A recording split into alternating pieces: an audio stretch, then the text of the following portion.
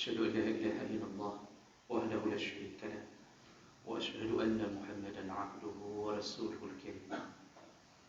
اللهم صل وسلم على نبينا وسيدنا المصطفى محمد وعلى آله وأصحابه أجمعين.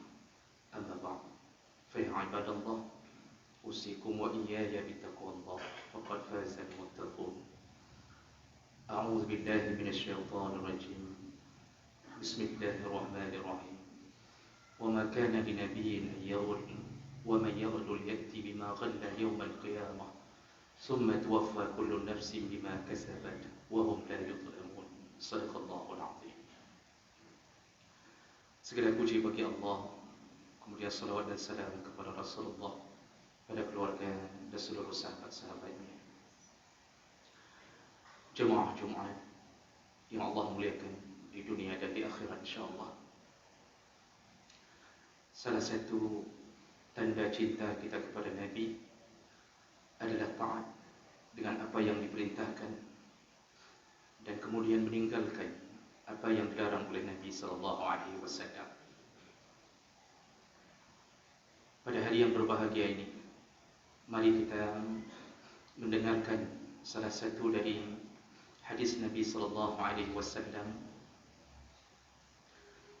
Hadis riwayat Ibnu Majah dengan derajat yang sahih. Rasulullah SAW ingin mengatakan tentang 3 perkara yang jangan dibawa mati. Rasulullah berkata, "Man faraqa ruhul jasad," barang siapa ruhnya terpisah dari jasadnya, artinya dia meninggal dunia. Wa huwa bari'un min thalath, ketika dia meninggal tersebut terlepaslah dirinya atau terbebas dirinya dari 3 perkara, dakhala al-jannah, maka jaminan masuk surga. 3 perkara kalau tidak dibawa mati, dijamin oleh Rasulullah masuk surga. Tapi kalau 3 perkara ini salah satunya terbawa mati, tidak ada jaminan surga. Paling kurang transit dalam neraka. Apa yang pertama? Rasulullah berkata, al-kibar, sombong. Artinya jangan meninggal dalam keadaan dikenal oleh orang lain sombong. Jangan meninggal dikenal oleh Allah sebagai manusia yang sombong. Kalau ini terbawa mati, maka matilah kita seperti orang-orang yang pernah dijuluki sombong oleh Allah. Kita mati bagaikan matinya Fir'aun, kita mati bagaikan matinya Qarun, dan bahkan kita mati bagaikan makhluk Allah yang paling terlaknat, yaitu Iblis, yang terkenal dengan kesombongannya. Jemaah melakukan Allah Subhanahu wa taala.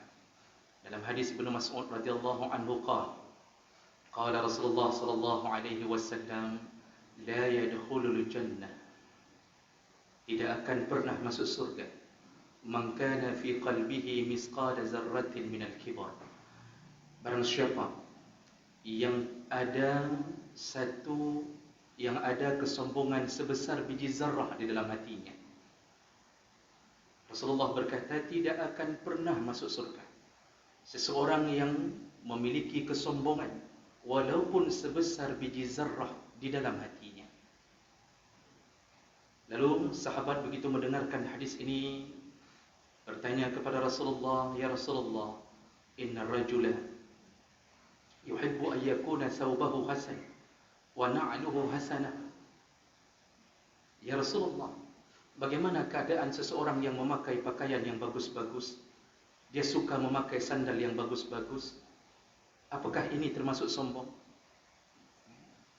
Dan ada sebagian orang mengira dengan kita berpakaian bagus seakan-akan sombong.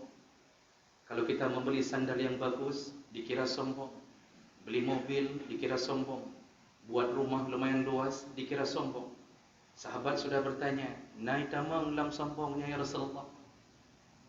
Geblau baca daerah tuh ribe. Apakah itu sombong? Kenapa tidak beli yang 50.000? Begitulah bayangannya. Apa jawaban Nabi? Innallaha jamilun wa yuhibbul jamal. Allah itu indah dan Allah suka keindahan. Jadi jawapan Nabi begitu diplomatis. Nabi ingin mengatakan hana masalah. Kalau memang itu dibutuhkan, tidak mengapa. Nabi punya jubah khusus untuk hari Jumaat. Didatangkan dari Yaman dengan benang yang bagus. Tidak ada yang mengatakannya sombong. Di antara sahabat ada yang berpakaian bagus, juga tidak dikatakan sombong selama hati bukan untuk memamerkan, tapi memang membutuhkan. Jadi sombong itu bagaimana? Rasulullah memberi kunci jawaban agar orang tidak bingung untuk mendefinisikan sombong. Kata Rasulullah, sombong itu dua perkara, yaitu batarul haq wa ghamtun nas. Yang disebut dengan sombong adalah menolak kebenaran dan meremehkan manusia. Yang baru kekun sombong. Hati-hati dengan dua perkara ini. Batarul haq, menolak kebenaran. Siapakah al-haq? Allah Subhanahu wa taala. Tidak ada lain yang dijuluki dengan al-haq kecuali Allah, karena kebenaran semua datang dari Allah. Maka manusia-manusia yang berani menolak sesuatu yang datang dari Allah, dialah penghuni neraka Allah. Kalau Allah mengatakan salat, itu hak. Kalau ada yang tidak salat, maka tunggulah neraka Allah. Kalau Allah mengharamkan judi, itu hak, itu kebenaran dari Allah. Kalau ada yang masih bermain game judi online hari ini, maka dialah orang-orang yang sombong melawan Allah. Kalau gekun rata khatib orangnya berkhabar masalah game judi online, tetap saja mereka melakukannya. Tetap kedai-kedai kopi membiarkan wifi mereka dipakai oleh orang-orang tersebut. Maka hidup mereka dalam keadaan melawan Allah Subhanahu wa taala. Mati dalam tengah mainnya, tidak pernah bertaubat. La yadkhulul jannah. Jangan harap masuk surga. Dan ciri kedua sombong, kata Rasulullah, wa ghamtun nas, suka meremehkan sesama manusia. Kenapa kita meremehkan orang? Karena kita punya kelebihan. Maka ada orang yang merasa lebih indah pakaiannya. Dia remehkan orang-orang miskin dengan pakaian lusuh. Ada orang-orang yang merasa lebih tampan, maka dia mengejek orang-orang yang lumayan tidak tampan. Ada orang yang kaya, sombong dengan kekayaannya. Ada yang banyak pengikutnya, sombong merasa hebat dengan banyaknya pengikut. Ada yang mendapatkan jabatan tinggi, sombong selama masih mendapatkan jabatan. Tapi kata Imam Az-Zahabi dalam kitab Al-Kabair, salah satu kesombongan yang betul-betul menjadi dosa terbesar di antara semua sombong adalah sombongnya orang berilmu. Sombongnya orang berilmu. Dia punya ilmu, dia hafal Quran, dia bisa bahasa Arab, dia bisa baca kitab, tapi bahasanya menyombongkan ilmunya. Maka itu bahasa kadang-kadang dawitnya akan dawitnya macam dari rodih menyoka bengih, gureh menyoka bengih. Kalau ada yang mengkritiknya, ada yang mengatakan pendapat yang lain, maka keluar kalimat-kalimat kesombongan. Apa kalimatnya? Ana banyak barosa. Jemaah melakukan Allah, sombongnya orang berilmu lebih besar dosanya. Kenapa?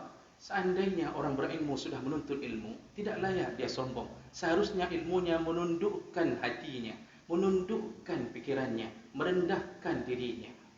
Maka jemaah melakukan Allah Subhanahu wa taala, jangan bawa mati penyakit sombong. Hari ini mungkin kita melihat orang seakan-akan kita berada di atas bukit. Kita lihat semuanya kecil. Tapi sadarkah kita, orang di bawah kita, yang kita lihat kecil tersebut juga melihat dari bawah ke atas, kita kecil di hadapan mereka. Maka orang sombong itu juga dipandang kecil oleh orang lain. Jemaah melakukan Allah, ini penyakit pertama yang Nabi larang, jangan bawa mati. Jangan ada sifat sombong sedikit pun. Kemudian Rasulullah SAW menyambung, yang jangan dibawa mati adalah berikutnya, adalah wal ghulul, kata Rasulullah, yaitu penyakit ghulul. Apa itu penyakit ghulul? Imam Nawawi menjelaskan, ghulul itu pada dasarnya adalah mengambil harta ghanimah. Itu ghulul. Itu bahasa aslinya ghulul. Jadi di masa Nabi, kalau setelah selesai perang, itu ada harta rampasan perang. Dan itu dibolehkan oleh Allah, yang membaginya hanya Nabi SAW dengan izin Nabi. Tapi ada sahabat yang mengambil harta ghanimah diam-diam tanpa pengetahuan Nabi. Bahasa lain daripada ghulul adalah khianat. Khianat adalah orang-orang yang telah dipercaya mengemban satu amanah, lalu dia berkhianat. Diberikan kunci toko, dia mencuri isi dari toko tuannya. Menyimpan curi hanya tidak khianat. Karena mereka bukan orang yang dipercaya oleh tuan rumah. Pencuri jak malam-malam dalam keadaan seput hutan. Dia datang diam-diam, mengendap-endap. Tuan rumah tidak memberikannya kunci. Itu bukan ghulul. Itu dosanya berbeda. Tapi yang paling dahsyat lagi adalah dosa ghulul. Setelah diberikan kepercayaan, mereka berkhianat. Maka Nabi SAW pernah berkata dalam hadis yang panjang. Kata Rasulullah, berhati-hatilah dengan penyakit ghulul. Nanti di antara kalian, kata Rasulullah kepada sahabatnya, ada di hari kiamat nanti yang membawa kambing di atas pundaknya, ada yang membawa unta di atas pundaknya, membawa kuda di atas pundaknya. Lalu dia meminta tolong kepada aku di hari kiamat. Lalu aku akan menjawab, telah aku peringatkan di dunia, aku tidak bisa menolongmu hari ini. Lalu Nabi sambung, di antara kalian ada yang membawa emas, ada yang membawa perak. Lalu kalian memohon pertolongan karena beratnya yang dibawa di atas pundaknya. Lalu aku mengatakan, telah aku katakan di dunia, aku tidak bisa menolongmu. Nabi melarang ghulul karena salah satu akibat daripada ghulul adalah bawa barang yang kita ambil tersebut di hari kiamat di atas pundak kita. Kita punya tetangga atau seorang yang punya kebun, lalu dia amanahkan kepada penjaga kebun atau yang tetangga dari kebunnya untuk menjaga tanahnya, untuk pegilih-pegilih tanah. Dia bayar, tapi apa yang terjadi? Penjaga kebun ini merubah patok tanah sedikit-sedikit untuk meluaskan tanahnya sendiri. Dia rubah patok tanah. Apa kata Rasulullah? Man ghayyara manar al-ardi. Barang siapa berani merubah patok tanah orang lain. Jadi bak pedepat bintih, bak pedepat pagar, dah geser bacuk bak rumah tetangga. Kita geser agar kita mendapatkan sedikit tanah tetangga. Kita rubah patok tanahnya diam-diam. Apa efeknya? Apa dampaknya? Jemaah melakukan Allah, Nabi mengatakan, tawakahullahu yawmal qiyamah ala unuqih. Orang-orang yang melakukan khianat seperti ini, nanti di hari kiamat, dia akan membawa tanah tersebut di atas pundaknya. Berapa tingginya? Sab'atu aradin, 7 petanah bumi. Lebarnya mungkin 10 cm. Lebarnya mungkin 5 cm. Tapi kemudian panjang ke belakang mungkin 20 meter kita rubah untuk membuat pagar rumah kita sendiri. Tapi tinggi belum dihitung. Berapa tingginya? Allah keruk 7 petanah bumi. Allah letakkan di atas pundak, berdiri di padang mahsyar, 50,000 tahun membawa tanah tersebut. Sebelum masuk neraka, tersiksa di padang mahsyar. Maka nanti orang-orang yang hari ini berkhianat, orang-orang yang diberikan jabatan PNS, kemudian tidak pernah masuk kantor, duduk di kedai kopi poh 30 baru damang, padahal damang sebenarnya poh 8. Yang 2 jam yang harum gaji. Maka dia akan membawa pundi-pundi gajinya di atas pundaknya di hari kiamat. Yang hari ini diberikan mobil dinas plat merah, kemudian pergi rekreasi, mengisi minyak sendiri, lalu tagih ke kantor, maka dia akan membawa plat merah tersebut. Dia akan bawa mobil tersebut. Yang hari ini percayakan menjadi guru, sibuk dengan kertas sertifikasi, sibuk dengan akreditasi, tidak mengajar lagi anak-anak. Maka semua jam haramnya Allah bebankan kepadanya di hari kiamat. Semua yang berani mengambil spidol dari sekolah, lalu mengajar di rumah, padahal spidol untuk sekolah, bukan spidol untuk mengajar di rumah, maka puluhan spidol dibesarkan Allah, ditaruh di atas pundaknya, bawa di hari kiamat. Semua orang yang hari ini berani melakukan mencari bon-bon kosong. Jika panitia, harga bu 10 ribu, beri 15 ribu, supaya merupak lebih ke panitia. Padahal yang punya uang tidak mengizinkannya. Di saat itu, kelebihan itu bawa di hari kiamat. Subhanallah, begitu besarnya dosa orang-orang yang melakukan khianat setelah dia dipercaya. Rasulullah SAW diberitahu oleh Allah Subhanahu Wa Taala, "Wa ma kana li nabiyyin ay yaghul." Nabi tidak pernah melakukan ghulul. Nabi tidak pernah melakukan ghulul. Wa may yaghlul, barang siapa berani melakukan ghulul, ya'ti yaumal qiyamah bima ghalla, maka dia akan membawa apa yang dia ghululkan di hari kiamat. Maka berhati-hatilah jemaah melakukan Allah. Cukup banyak penipuan. Cukup banyak penipuan. Ya, hana habis dah pegah lah. Kadang-kadang dipercayakan pada seorang kontraktor untuk membuat aspal sekian-sekian, dengan aspal ukuran sekian-sekian, beratnya sekian-sekian, ditipunya setelah diberikan uang. Bawa aspal tersebut di hari kiamat. Maka berhati-hatilah. Melakukan sesuatu setelah dipercaya, kemudian kita berkhianat, tidak akan pernah masuk surga. Tidak akan pernah. Maka para koruptor dipercaya jadi menteri, dipercaya jadi presiden, menipu rakyatnya, semua tim kesihatan setelah dipercaya untuk menjadi orang-orang yang mengamankan masyarakat, melakukan penipuan-penipuan, maka bawa hasil itu semuanya di hari kiamat sebelum masuk ke neraka Allah Subhanahu wa taala. Yang terakhir jemaah melakukan Allah, yang dilarang oleh Nabi untuk dibawa mati. Jangan bawa mati, bebaskan diri. Yang terakhir adalah ad-dain, kata Rasulullah, yaitu hutang. Hutang jangan dibawa mati. Lunaskan di dunia, selesaikan urusannya walaupun Rp1.000. Seandainya kita tidak menemui lagi orang yang kita hutang, orang yang pernah kita berhutang kepadanya, maka di dalam kitab mana pun tidak bebas hutang tersebut. Tidak bebas. Disuruh cari ahli warisnya, tidak bertemu dengan ahli warisnya, maka disuruh bersedekah kepada fakir miskin, ke masjid-masjid dengan niat untuk membayar hutang. Maka pemilik hutang walaupun dia tidak tahu di mana, tapi dia mendapatkan pahala dari sedekah. Kita mendapatkan pahala dari amanah yang kita bayar. Cukup banyak hari ini orang yang berhutang tapi tidak membayar hutang, tapi bangga dengan hutangnya. Bahkan yang lebih parah loh, orang yang memberi hutang lebih kaya daripada orang hutang. Hana kerja tagih le. Dulu dia datang dengan tangisan air mata, menghibah-hibah di depan kita. Dia pinjam peng ti 10 juta. Watai katuk watai, hana ke bayi. Reman gotnya watai talaki. Waktu kita meminta hutang kita, dia yang menggertak kita. Na'udzubillah, summa na'udzubillah. Begitu beraninya orang meninggalkan hutang. Padahal cukup banyak hadis Nabi yang mencela orang yang meninggalkan hutang lalu dia membawa mati. Di antaranya Rasulullah sallallahu alaihi wasallam berkata, "Man mata wa alaihi dinarun aw dirham." Barang siapa meninggal dunia masih tersisa dinar dan dirham, artinya hutang, dia tidak bayarkan hutang itu. Apa yang terjadi di hari kiamat? Qudhiya bihasanatihi. Dia tidak lagi bayar dengan dirham dan dinar, tapi dia bayar dengan kebaikannya. Yang hari ini kita berbangga-bangga, hutang bak gok mana bayar, umrah ka berulang-ulang, haji ka dai, hutang gok mana ada bayar. Kita infakkan ke anak yatim, kita sedekahkan sana sini. Orang hutang mana bayar. Jemaah menakan Allah, nanti semua pahala haji, semua pahala umrah itu diberikan kepada orang yang kita zalimi hari ini hutangnya. Maka pada saat hari kiamat terjadi, kita butuh amal. Kita tidak butuh yang lain. Kita butuh amal. Sayangnya, amal itu diambil oleh orang lain untuk membayarkan hutang kita yang kita zalimi orang di dunia.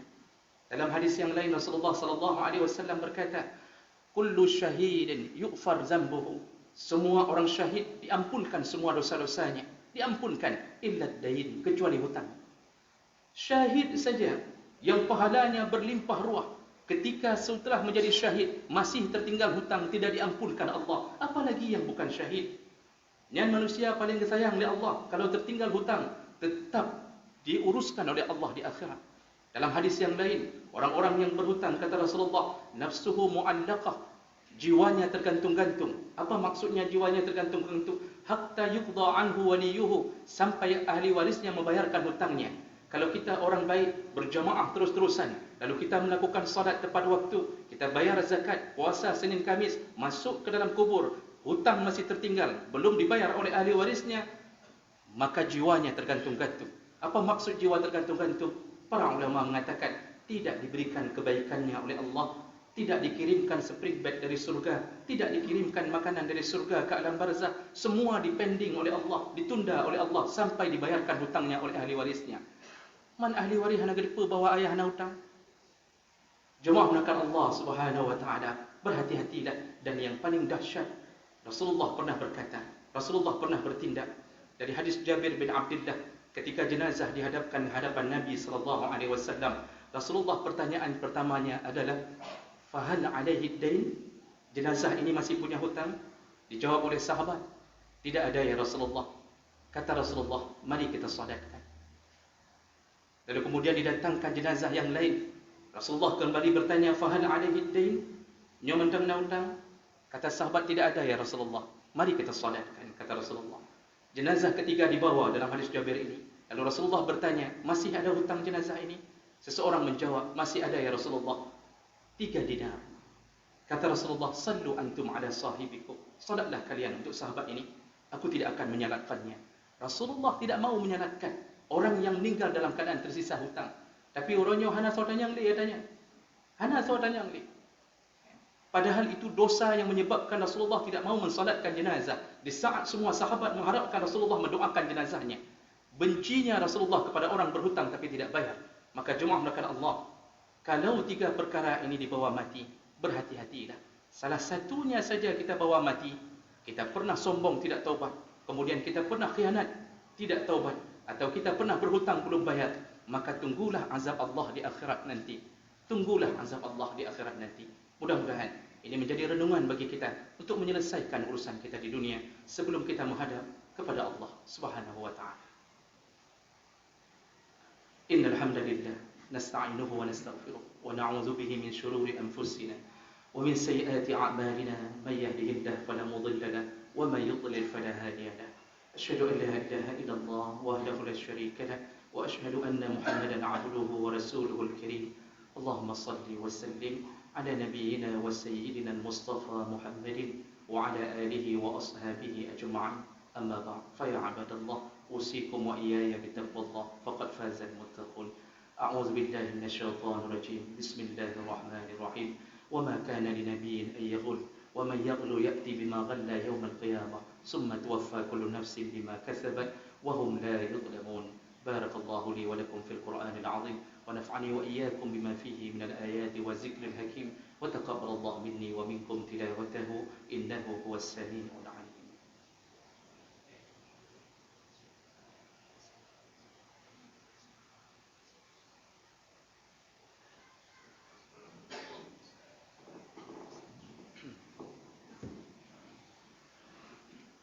Alhamdulillahi rabbil alamin wa bihi nasta'in ala umuri dunya waddin. Asyhadu an la ilaha illallah wahdahu la syarika lah wa asyhadu anna Muhammadan 'abduhu wa rasuluhul karim. Allahumma shalli wa sallim ala nabiyyina wa sayyidina al-Mustafa Muhammadin wa ala alihi wa ashabihi ajma'in. Amma ba'd, fa ya 'ibadallah ittaqullaha haqqa tuqatih wa la tamutunna illa wa antum muslimun. A'udzu billahi minasy syaithanir rajim. بسم الله الرحمن الرحيم. إن الله وملائكته يصلون على النبي يا أيها الذين آمنوا صلوا عليه وسلموا تسليما. اللهم اغفر للمسلمين والمسلمات والمؤمنين والمؤمنات الأحياء منهم والأموات وتابع بيننا وبينهم بالخيرات وتقبل يا سميع قريب مجيب الدعوات.